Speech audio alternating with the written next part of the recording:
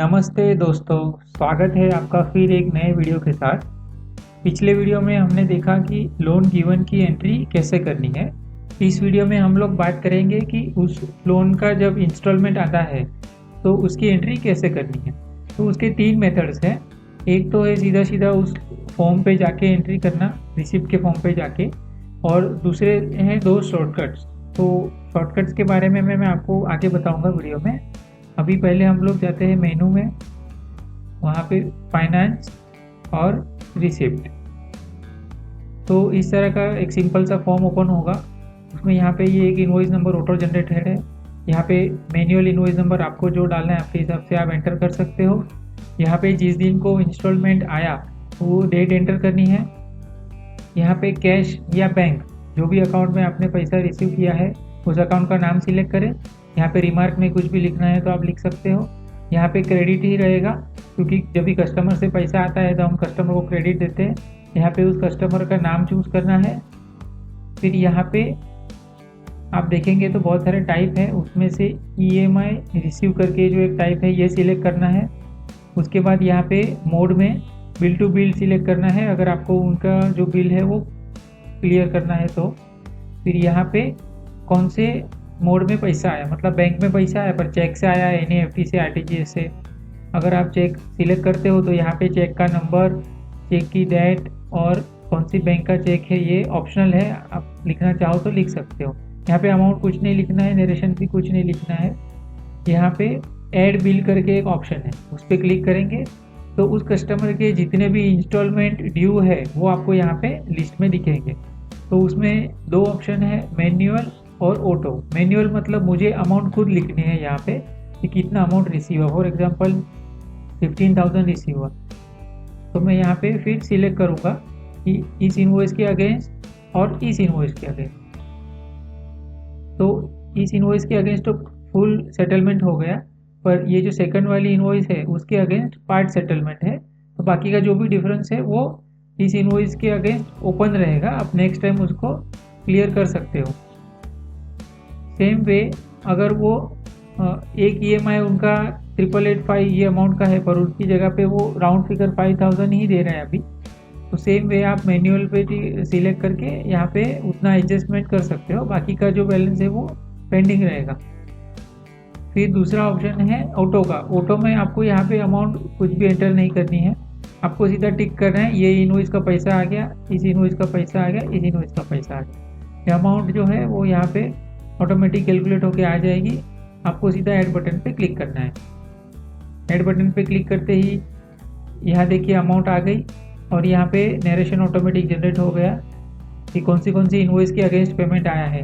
आप एक्स्ट्रा में कुछ आप लिखना चाहते हो तो आप लिख सकते हो।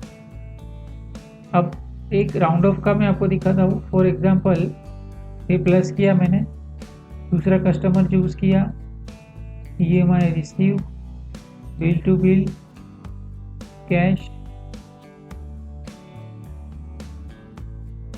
यहाँ पे देखिए उनकी जो एक EMI अमाउंट है वो है 833.33।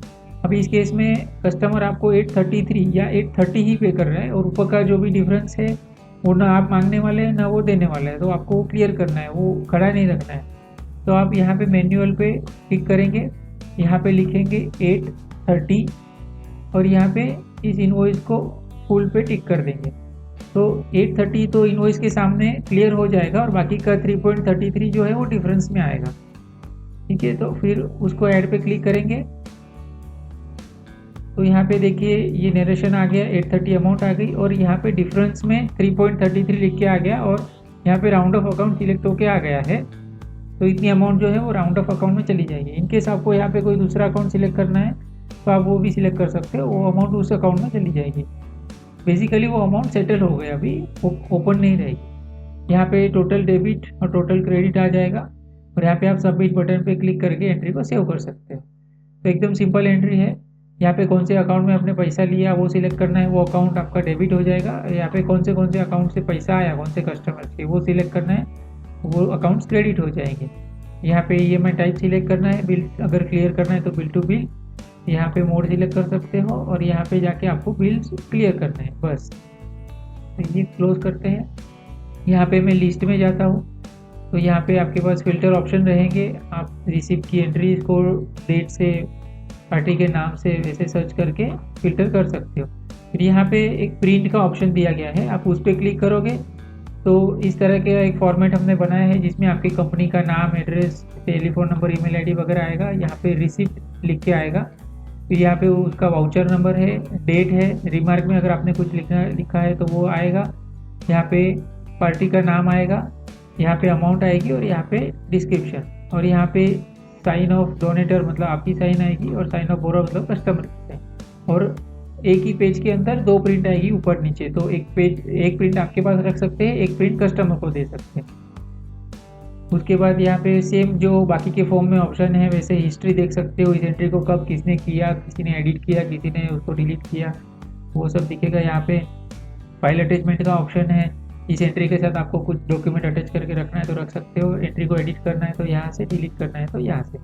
तो ये सारे ऑप्शन हैं। अब आपको मैं दिखाता हूँ शॉर्टकट्स। तो हम लोग आते हैं डैशबोर्ड पे। तो जैसे कि आपको पता है कि डैशबोर्ड पे जो भी इंस्टॉलमेंट ड्यू हुई है उसकी इन्फॉर्मेशन ऑलरेडी आपको यहाँ पे दिखेगी ही। तो यहाँ पे उसके सामने रिसीव का बटन है।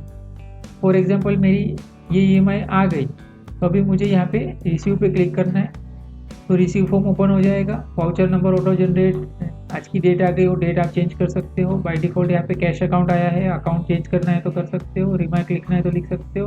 कस्टमर का नाम अपने आप आ गया, ये ईएमआई रिसीव अपने आप आ गया, बिल टू बिल सिलेक्टेड हो गया।